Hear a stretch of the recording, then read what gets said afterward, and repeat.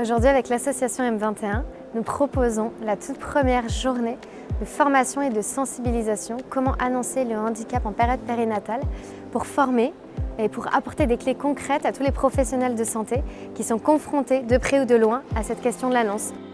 Nous, on souhaite vraiment que vous repartiez de cette journée avec des choses d'ordre pratico-pratique pour vous aider dans votre profession. La journée ouvre avec 2 tables rondes. Une première table ronde sur l'annonce du handicap en période prénatale et ensuite une table ronde sur l'annonce du handicap en postnatal. Ces 2 tables rondes, ce sont des discussions entre des professionnels de santé et des parents qui échangent chacun sur leur ressenti, sur aussi les faits factuels. Aujourd'hui, comment ça se passe en fait une annonce en prénatal et une annonce en postnatal. Une journée comme aujourd'hui, c'est vraiment essentiel et de pouvoir partager entre professionnels et parents, c'est aussi fondamental parce qu'on apprend les uns des autres beaucoup. On a beaucoup dit qu'il ne fallait pas oublier de dire des choses positives quand on annonce une maladie, un handicap, peu importe même la nature de la maladie. Certes, il va y avoir des difficultés, il y a des choses qui ne vont pas aller, il y a des choses compliquées, mais il ne faut pas oublier que c'est avant tout des enfants comme les autres qui vont avoir des difficultés supplémentaires ou des particularités. Ce qui m'a marqué, c'était vraiment les témoignages des parents et la vision aussi des soignants qui était hyper intéressante. Et ça m'a permis de me rendre compte, finalement, les parents, ils avaient chacun leur représentation du handicap et que nous, en tant que soignants, on a nos propres représentations. Et que finalement, souvent, en leur répondant, on leur répond avec nos propres représentations. Ça fait qu'il y a souvent un décalage entre ce qu'ils attendent de nous et ce qu'on leur offre. Il y a tout un travail à faire, comme vous le disiez, sur qu'est-ce que ça me fait vivre, moi, au niveau émotionnel, qu'est-ce que je ressens quand je découvre ça.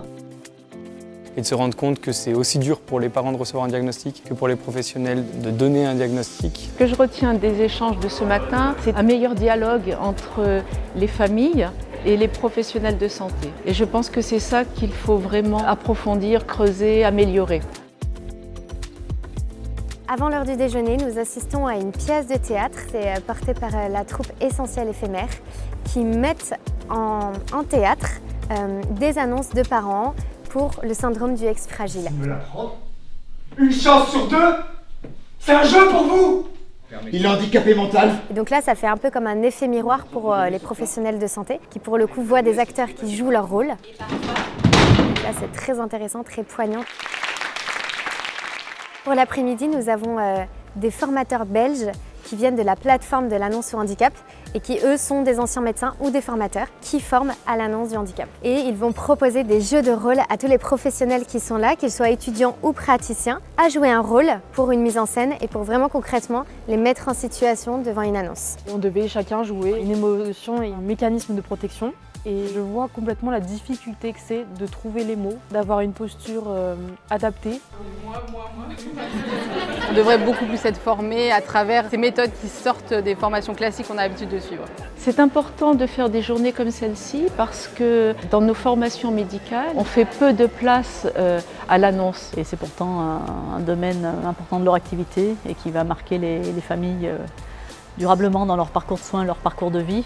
Je suis très reconnaissante d'avoir été là aujourd'hui. Merci à M21 d'avoir organisé ça, c'était vraiment hyper riche, les partages, les rencontres aussi. C'est cool qu'il y ait des assos comme M21 qui se lancent là-dedans, donc merci.